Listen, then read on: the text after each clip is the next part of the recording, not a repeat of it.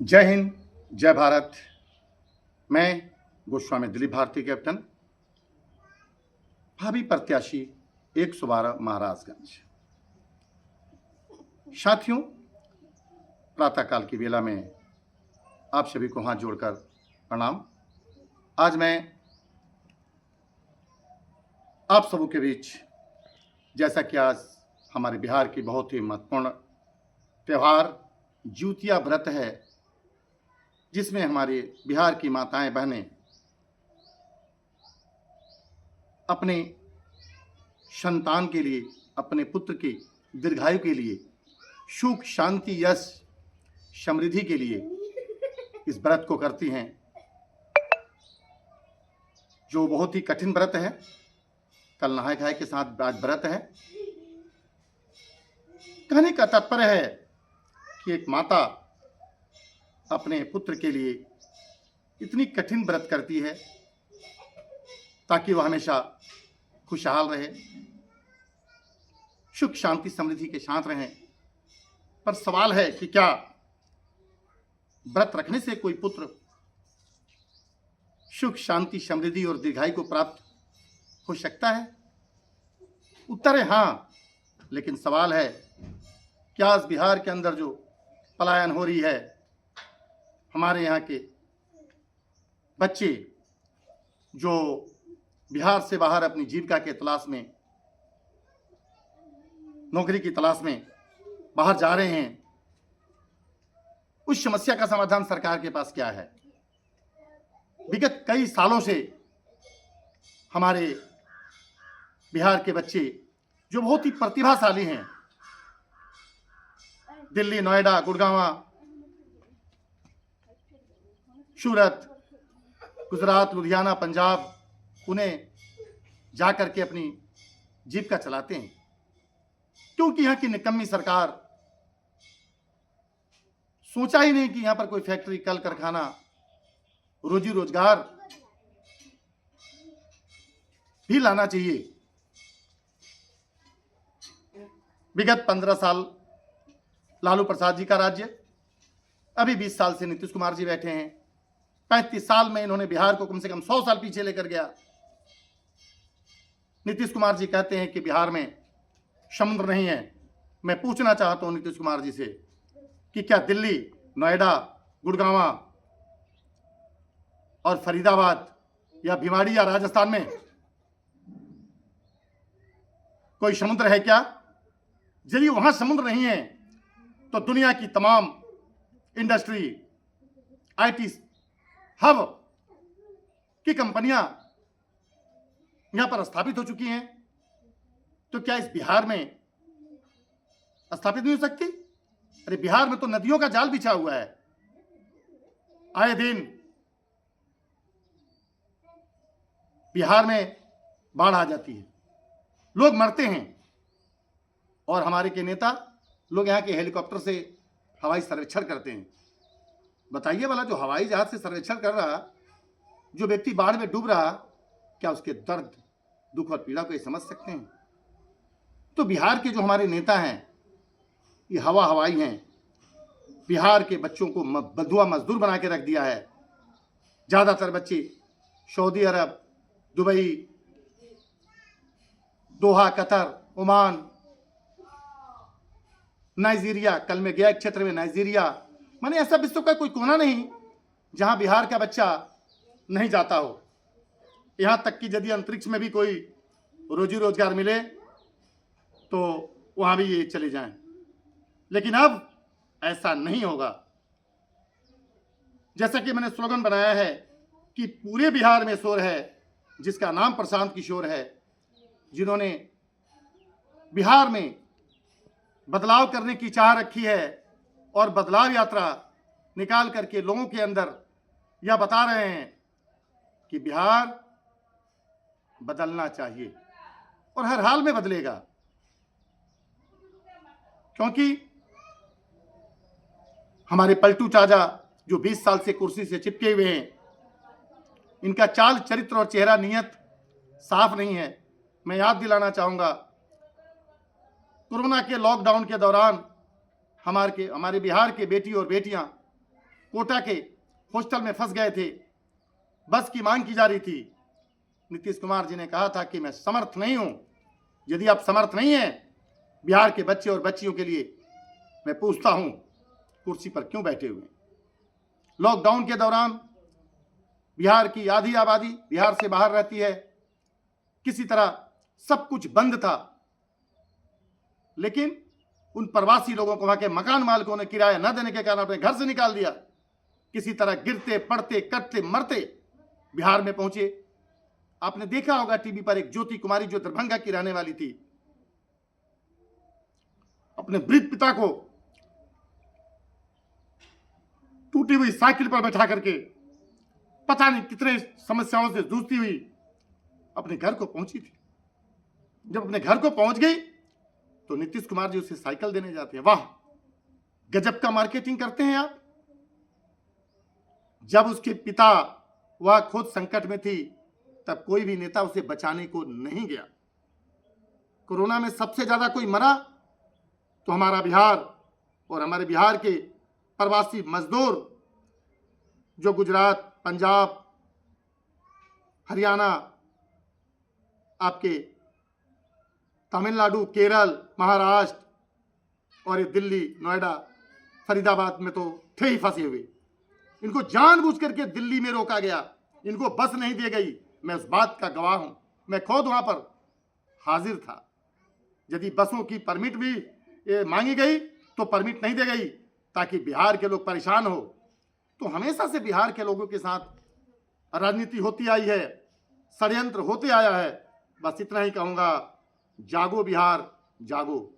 यदि बिहार को जगाने हमारे प्रशांत किशोर जी अपना सब कुछ, जो अमेरिका में नौकरी करते थे, कई लाख उनकी सैलरी थी, अपने बीवी बच्चे को छोड़ करके इस बिहार को बदलने चले हैं, तो क्या हमारा कर्तव्य नहीं है कि उनके साथ कंधा से कंधा मिलाकर चले? इसी तरह उनके पद चिन्हों पर चलते हुए मैं भी अपनी घर द्वार, बीबी बच्ची को छोड़ करके इनके साथ लग गया हूं। बिहार को बदलना इतना मुश्किल नहीं है। प्रशांत किशोर जी खुद कहते हैं कि मेरे जैसा 10 प्रशांत किशोर आएंगे तो भी यह बिहार नहीं बदले। लेकिन मैं कहता हूं कि आशा के बूते पर स्वप्न साकार होते हैं। जब घुप अंधेरा होता है तब हमें माचिस और मोमबत्ती की याद आती है। आज हमारा बिहार संकट में लाचार है। हमारे प्रधानमंत्री मोदी जी छपरा के रैली में आके कहते हैं कि बिहार एक बीमारू राज्य है। यदि बीमारू राज्य है तो मैं पूछना चाहता हूं, कई साल तो बीत गए, एक मरीज भी 15-20 दिनों में आईसीयू से बाहर आ जाता है।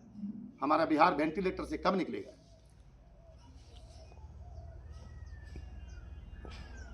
जब प्रधानमंत्री मोदी जी मधुबनी में आते हैं, कहते हैं कि हमारे श्रमिक परिवार, बड़ी खुशी होगी कि आप लोगों के लिए मैंने एक वंदे भारत ट्रेन दिया है, ये ट्रेन दिया है।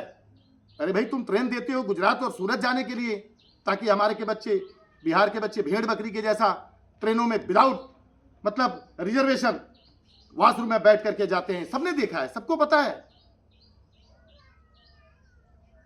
कई बार इसके पहले देखा होगा छत पर भी बैठ जाते हैं। इलेक्ट्रिसिटी अभी होगी इसलिए नहीं बैठते हैं। ये हमारा दुर्भाग्य का दुर्भाग्य है। और यहाँ के लोग ताली बजाते हैं, वाह क्या ट्रेन दिए। साथियों, आपको समझना होगा कि वही मोदी जी जब दूसरे दिन गुजरात के कच्छ में जाते हैं तो कहते हैं कि मैं दुनिया का, कच्छ के लोगों के सामने, कि दुनिया का मैं सबसे बड़ा इंडस्ट्री, सबसे बड़ा प्लांट लगाऊंगा।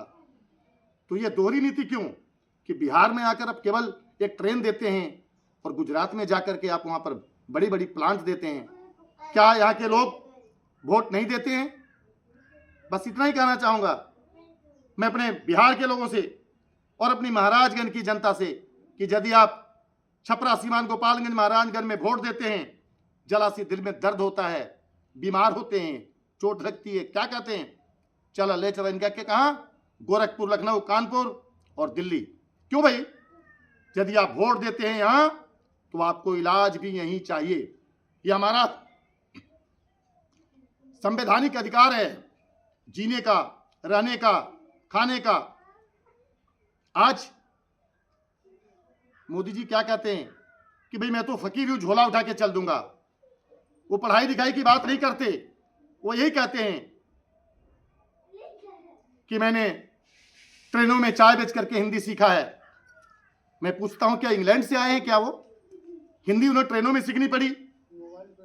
और बिहार के लोगों के साथ जो दोहरा व्यवहार किया जा रहा, आज बिहार के पूरे भारत के 80 करोड़ जनता 2 रुपया किलो और 2 रुपया चावल अभी समझिए कि फ्री में मिल रहा राशन ले रहे हैं। और गुजरात में जाकर के कहते हैं मोदी जी कि मैं बिहार के लोगों को, या बिहार में आके कहते हैं कि बिहार के लोगों को मैं फ्री में राशन दे रहा हूं। क्या मैं पूछना चाहता हूं, बिहार के लोगों को देते हो तो क्या गुजरात के लोग उस राशन को नहीं लेते हैं क्या? बिहार को भिखमंगा समझ रखा आपने? समझ नहीं रखा, आपने पूरे भारत को भिखमंगा बना दिया है। कहते हैं कि बिहार विकास कर रहा, 80 करोड़ बिहार की जनता राशन ले रही है, फ्री का कहें या 2 रुपया किलो या 2 रुपया किलो का चावल कहें, लेकिन 5 किलो के नाम पर 4 किलो दिया जाता है। यदि कोई व्यक्ति ऑब्जेक्शन करता है तो डीलर उसके साथ मारपीट करता है, अत्याचार करता है। आखिर क्यों? दूसरी बात है कि पूरे भारत में जहां जहां बीजेपी की सरकारें हैं, चाहे किसी की भी सरकारें हो, यदि वहां खुली शराब की बिक्री है तो बिहार के लोगों ने क्या पाप किया है कि यहां शराबबंदी है, फर्जी शराबबंदी। यहां के युवा 18-19 साल में शादी ब्याह हो जाता है, 21 साल में बच्चे, पत्नी के टिकलू बिंदी और साड़ी मांगने पर पैसा नहीं होता, शराब बेचने लग जाते हैं, तस्कर बनते हैं। बिहार के तमाम जेलें युवाओं से भरी हुई है, क्योंकि कोई रोजगार नहीं।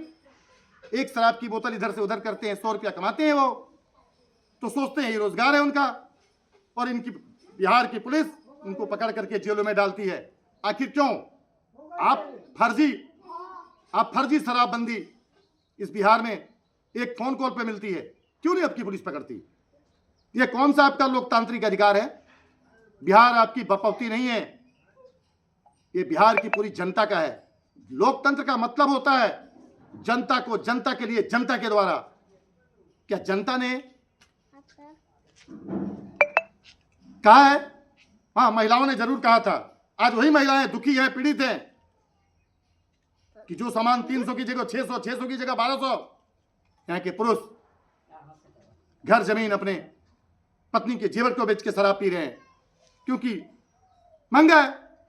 दूसरा मुद्दा है महंगाई का। महंगाई का आलम है, और सामान तो छोड़िए, बिहार में शादी ब्याह के अंदर सबसे ज्यादा मांग होता है ज्वेलरी का, सोने का। लेकिन आज 1,12,000 भरी, यानी 10 ग्राम सोने की कीमत 1,12,000 है। क्या सरकार को इस पर नियंत्रण नहीं है? हाँ, मुझे पता है कि इसकी कीमत वर्ल्ड गोल्ड काउंसिल करती है। कई सोने की खान हमारे भारत में है। सरकार तो इस पे कभी नहीं सोचती, भाई गरीब आदमी अपने बेटी का ब्याह कैसे करेगा? 1,12,000 रुपया का सोना कैसे खरीदेगा? कभी सोचा? मोदी जी कहते हैं कि सबका साथ और सबका विकास, लेकिन मैं कहता हूं सबका साथ और अपना विकास करते हैं। कैसे करते हैं? आप देखिए, भारत के तमाम राज्यों में अटल कमल के नाम से इनका 5 स्टार लेवल का ऑफिस बना हुआ है, कार्यालय बना हुआ है। वाह, 100 साल तक आपकी सरकार रहेगी, आप सपना देख रहे हैं ना? इसीलिए अपने 5 स्टार लेवल का अटल कमल बनाया। जितने पैसे से आपने अटल कमल का अपने कार्यालय बनाया, उतने पैसे से एक अच्छा मेडिकल कॉलेज बन सकता था, एक अच्छा इंजीनियरिंग कॉलेज बन सकता था, लेकिन वो नहीं हुआ। आप पुराने हॉस्पिटल के ऊपर में बोर्ड लगा देते हैं एम्स का। मैं अपने महाराजगंज की बात करता हूं, पोखरा पंचायत के अंदर जो लिखा हुआ है वेलनेस सेंटर। आज से 40 साल पहले मैंने देखा महिलाएं अपने बच्चों को टीका लगवाने, सुई लगवाने जाती थी। आज वहां पर 5-5 फुट की घास लगी हुई है, सिर्फ पुरानी बिल्डिंग को सफेद रंग और रोगन करके। लेकिन नहीं लगता मुझे कि कोई वहां पर बैठता है। क्यों? क्योंकि जैसा यहां की जनता वैसे यहां के नेता। यदि 20 सालों से 400 रुपये पे यहां की जनता जी रही थी, आज यही प्रशांत किशोर और जन सुराज के कारण जब हम लोगों ने आवाज उठाई कि 2000 रुपया हम देंगे, जिसके डर से नीतीश कुमार ने 1100 रुपया किया है। पलायन शब्द को कोई भी नेता मुंह से नहीं बोलता था। आज नीतीश कुमार जी और मोदी जी के मुंह में भी पलायन शब्द आ रहा है। प्रवासी शब्द भी नहीं आता था। मैं खुद भारतीय प्रवासी परिषद का राष्ट्रीय महासचिव हूं। एक राज्य का व्यक्ति 29 राज्य का व्यक्ति एक राज्य के अंदर में निवास करता है, जो अपने राज्य को छोड़ करके दूसरे राज्यों में जाता है जीविका के तलाश में, उसे हम प्रवासी कहते हैं। और आज प्रवासी कल्याण बोर्ड भी नहीं है। यदि सरकार के पास कोरोना के अंदर में डाटा होता कि किस राज्य में बिहार के कितने लोग हैं, तो उसी मात्रा में उनको ट्रेन दी जाती, उसी मात्रा में उनको सुविधा दी जाती। लेकिन सरकार के पास कुछ भी नहीं था। इसे ही कहते हैं कि जनता त्रस्त और नेता मस्त। आज बिहार में न तो पढ़ाई, न लिखाई, न दवाई, न रोजी, न रोजगार, न कोई इंडस्ट्री, न कर, न कारखाना। किस बात का विकास हुआ? मैं पूछना चाहता हूं इस डबल इंजन की सरकार से। क्या मुद्दे की बात नहीं करते हैं? लोकसभा चुनाव के अंदर में मुद्दा को भटकाने के लिए मछली और मीट की बात की गई। वाह! आज जब बिहार के बच्चे बाहर जाते हैं, उनकी मां बहन को गाली दी जाती है वहां के लोगों के द्वारा, तो क्या वो किसी की मां नहीं होती? आज प्रधानमंत्री जी की मां को किसी ने गाली दी, वो जेल में बंद है, लटका दीजिए उसको फांसी पे। लेकिन आप मुद्दा से भटकाने के लिए आप बिहार को बंद करते हैं। गुजरात क्यों नहीं बंद हुआ? तो सवाल यह है, मेरी बिहार की भोली भाली जनता, आप अपने दिमाग को भटकाइए मत। बहुत से नेता आएंगे। आज भी हमारे महाराजगंज में सम्राट चौधरी जी आ रहे हैं। ये वही सम्राट चौधरी जी हैं जिन्होंने पगड़ी बांधा था और कहा था कि जब तक मैं नीतीश कुमार को गद्दी से हटा नहीं दूंगा, मैं अपने पगड़ी को नहीं खोलूंगा। आज ऐसे दुर्दिन आ गए कि पगड़ी भी खुल गई और उसके गोद में जाकर बैठे हैं। वाह! गजब का यह लोकतंत्र, गजब के नेता हैं जिनका कोई ईमान नहीं, कोई धर्म नहीं, कोई निष्ठा नहीं, कोई कर्तव्य नहीं। झूठ बोल करके केवल सरकार बनाई जाती है, लोकतंत्र और संविधान का कत्ल किया जाता है। यह नहीं चलेगा, क्योंकि बिहार की जनता जाग चुकी है और जन सुराज ने बिहार के लोगों को जगाने का काम किया है। आज जो नहीं जगे हैं वो भी जग जाइए, तब जाकर के आपकी इज्जत, प्रतिष्ठा, मान, मर्यादा, आन बान, शान पूरे भारत तो क्या विश्व में उठेगा। आज यदि बिहार में बदलाव होगा, पूरे दुनिया के अंदर में डंका बजेगा। ये प्रशांत किशोर ने पूरे बिहार को बदला और हम उसके सिपाही बन करके लड़ने को तैयार हैं। टिकट की पूरी संभावना है और मिलेगी, ये मेरा पूर्ण विश्वास है। इस महाराजगंज से जिस कार्य को मैंने 2015 में छोड़ा था, मैं यहां का प्रत्याशी रहा। रामकृष्ण मोड़ से गौर मोड़ तक कर सारी ईंटें गायब हैं। वहीं यहाँ के पूर्व विधायक हेम नारायण साहब 10 सालों तक स्कूल गए, गौर स्कूल में पढ़ने, आज तक एक ईंट नहीं लगाया, आरसीसी नहीं हुआ। पोखरा पंचायत की 10,000 वोटर, उनकी बच्चे और बच्चियां पैदल इस रोड से गिरते पड़ती जाती हैं, लेकिन उसको आज तक आरसीसी नहीं किया। ये तो इनका विकास है। और एक विजय शंकर दुबे जो वर्तमान में आए हैं, कभी ये रघुनाथपुर, तो कभी माझी, तो कभी महाराजगंज मोतिहारी तलाश रहे हैं। ऐसे फर्जी नेताओं पर विश्वास मत कीजिए, जो केवल सीट देखते हैं कि गठबंधन में कहां सीट पड़ा, कांग्रेस का जहां सीट मिलेंगे वहां जाएंगे। उनको जनता से क्या लेना देना है? मुझे लगता है मेरी बिहार घर की भोली भाली जनता अपने को ठगी महसूस कर रही है। आप बताइए, अपने को ठगी महसूस कर रहे हैं कि नहीं कर रहे हैं? क्या विजय शंकर जी का आपने चेहरा देखा? उत्तर है नहीं। ये बनी हुई सड़क माझी बरौली सम्राट चौधरी जी के आने से जेसीबी से सफाई की जा रही है, अन्यथा आधी सड़क पे लोग चलते थे, आधी पर पानी भरी हुई है, घास जमी हुई है।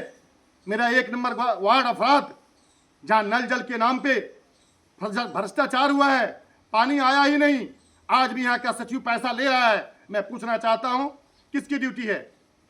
क्या इस सरकार को देखना नहीं चाहिए कि जिस महाराजगंज विधानसभा के पोखरा पंचायत के 1 नंबर वार्ड में पानी नहीं आता? क्यों नहीं आता?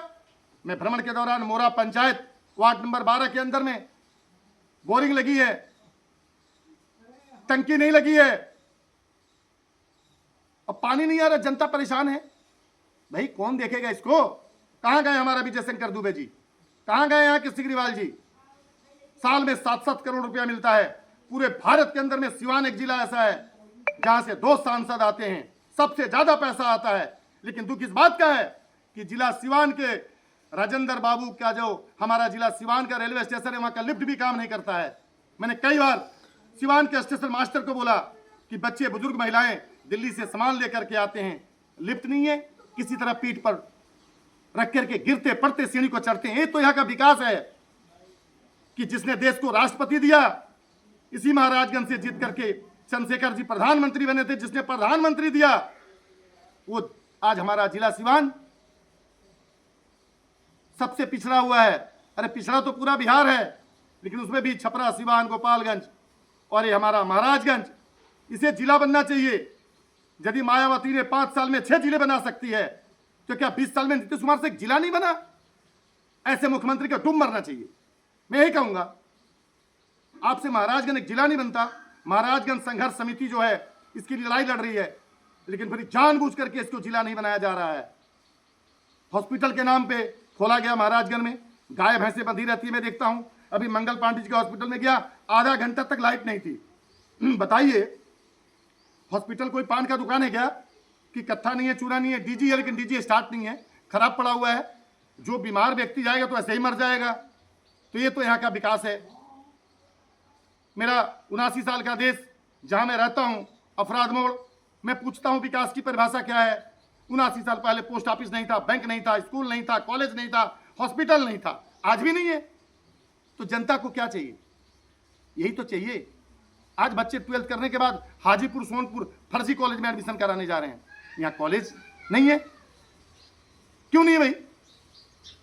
अच्छे कॉलेज क्यों नहीं है? क्या यहाँ के माँ बाप नहीं चाहते हैं कि मेरा बेटा या बेटी डॉक्टर, इंजीनियर बने? कोई भी मेडिकल कॉलेज नहीं है जिसमें MBBS की पढ़ाई होती हो। झूठ बोलते हैं बीजेपी वाले कि अभी खुला, अरे खुला चालू हो गया क्या? आप सपना दिखा रहे हैं लोगों को, 2029 में चालू करेंगे आप लोग, मुझे पता है। वो भी मैरवा के बॉर्डर पे है। क्या जमीन नहीं पड़ी थी इधर? सबसे ज्यादा वहां कौन फायदा लेगा? वहां यूपी के लोग लेंगे। तो यही कहूंगा, मेरी बातें चुभती जरूर है, लेकिन सच होती है। कहा गया है, सत्यम बुरियात, सत्यम बुरियात, सत्यम अप्रियम न बुरियात। लेकिन मैं वही काम करता हूं, यदि सत्य कांटे की तरह चुभती है तो मैं बोलूंगा। तो इतना ही कहूंगा कि मरता आदमी जलता भारत, मरता आदमी जलता भारत, कैसी ये आजादी है? भयभुक भ्रष्टाचार से हो रही देश की बर्बादी है। कहीं किसान मरने को है विवश, कहीं जवान सीमा पे शहीद हो जाता है। अरे कारगिल के सीमा पर शीश कटाकर क्या पाता है? क्या पाता है? साथियों, आज जो घटना नेपाल में घटी, 50 लोगों के मरने पर वहां के प्रधानमंत्री ने रिजाइन लगा दिया, और हमारे देश में 750 किसानों ने किसान आंदोलन में जान दी। किसी ने इस्तीफा नहीं दिया, किसी ने रिजाइन लगा दिया? नहीं लगाया। तो बताइए भला, आज जनता तो परेशान है, किसान भी परेशान है, जवान भी परेशान है। सिंदूर ऑपरेशन की ढोल पीटी जा रही है। मैं पूछना चाहता हूं, क्या मोदी जी सिंदूर का महत्व समझते हैं? सिंदूर की क्या कीमत होती है? कहूंगा तो बोलेंगे व्यक्तिगत बात है। जिसको ब्याह करके अपने पत्नी को लाए, क्यों नहीं रखा अपने साथ? क्या वो सिंदूर नहीं लगाती है? आज भी उनके लिए करवा चौथ करती है, आज भी व्रत करती है। लेकिन ना, कहते हैं कि राम राज्य लाएंगे। अरे राम जी ने अपने पत्नी के लिए लंका में लड़ने गए थे और रावण को मार करके लाए थे। और आप कैसे राम के भक्त हैं कि अपने पत्नी को छोड़ दिए हैं? कहते हैं असली हिंदू हैं। ये नकली हिंदू और नकली राष्ट्रभक्त लोग हैं। सिंधु ऑपरेशन में जब हमारे देश के जवान 12 उनके नष्ट कर दिए, उनके मोर्चों को, 4-5 फाइटर विमान गिरा दिया, क्यों लोगों को वहां से वापस, हमारी सेना को वापस कराई गई? क्यों सीज फायर कराया गया? अमेरिका के कहने से देश चलेगा क्या? ये अमेरिका के एक फोन कॉल पे आपने युद्ध रोक दिया? ऐसा बिल्कुल नहीं चलेगा। देश का जवान देश के लिए बलिदानी देता है। क्यों? क्योंकि वो गीता की शपथ खाता है और देश के लिए अपनी जान देता है। और उसी गीता की शपथ इस देश के नेता खाते हैं। और फिर क्या करते हैं? भ्रष्टाचार। कहां कमीशन मिलेगा? पुल में, सड़क में, बिजली में। यही अंतर है देश के जवान और नेता में। गीता की शपथ वही खाते हैं। तो इतना ही कहूँगा कि जो मेरी बातों को सुन रहे हैं, कृपया आप जगिए और अपने बिहार के बिहार बदलाव यात्रा से जुड़िए। कल हमारी महाराजगंज विधानसभा का बिहार बदलाव यात्रा गाजे बाजे बैंड बाजे के साथ, डीजे के साथ निकलेगी।